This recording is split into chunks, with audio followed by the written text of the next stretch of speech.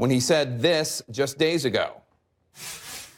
With regard to the potential prosecution of the press for the disclosure of material, that is not something that I've ever been involved in, heard of, or would think would be a wise policy.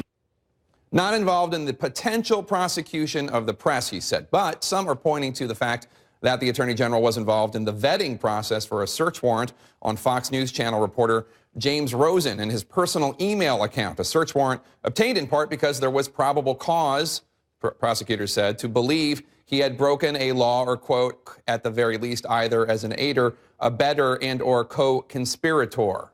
Stop the presses. Literally, this sounds like a case for a First Amendment expert. Luckily, we have one on our show today. Joining me now is Floyd Abrams. He's the author of the upcoming book, Friend of the Court, on the front lines with the First Amendment. Floyd, thanks so much for being here. We appreciate it. I have the book right here, just so you know. It's good to be here. So, Attorney General Holder was asked today about a Daily Beast Newsweek article that said he felt personal remorse about his role in the investigation. One of our CNN producers caught up to him today at an event and asked him about it. I want to play this for you.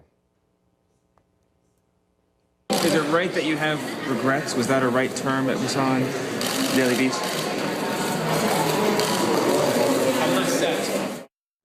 I'm not satisfied, he says. So what's your take on Attorney General Holder and his testimony before Congress and his lack of satisfaction with how aggressively the DOJ has been going after reporters? Well, I'm not sure what he means by he's not satisfied. I'm not sure what he's not satisfied about. I do think that the Department of Justice has really overstepped the bounds, and in particular with just what you're talking about. Basically, and in so many words, accusing a reporter of being a criminal, of violating the Espionage Act, no less, for doing nothing more or less than asking questions of a government official about classified material, to be sure, but asking questions and asking to see certain documents about them. I mean, that's what's usually called journalism, not espionage. Well, I have to play devil's advocate here because obviously I've been fairly outspoken in saying I generally agree with your point of view on this. As a reporter, I'm biased. So let me assume the position of the administration here. These are state secrets. These are national secrets, and there is no special protection for reporters when it comes to obtaining things that they are not allowed to obtain. What would your response to that be?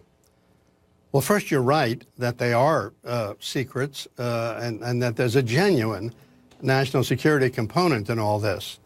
But when you say that when a reporter asks someone who has information what it is, that can be deemed a crime, I don't think so.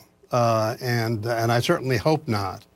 I mean, a long time ago, maybe 60 years ago, the American Secretary of State, Dean Acheson, wrote a letter to a journalist, and he said, "Your job is to pry, mine is to keep secret."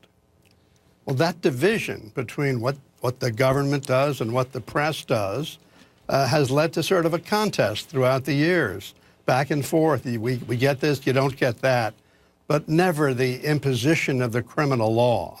And that's the line, I think, that the Attorney General crossed. Okay, this is an example of leading the witness. I'm going to turn to your book for a second. In 2011, you interviewed all the government witnesses from the time that you were involved with the Pentagon Papers. You defended that you were one of the lawyers that defended the New York Times, and you asked them, and this is what you wrote, quote, "None could cite a single example of harm sustained by the nation as a result of publication, and a number, in fact, commented on benefits from publication." So if the Pentagon Papers helped the nation, have any press leaks that you've seen hurt the nation? You know, it's really hard to know the answer to that. The Pentagon Papers did help the nation to know more about how we got in the war in Vietnam and what lies we'd been told about it. But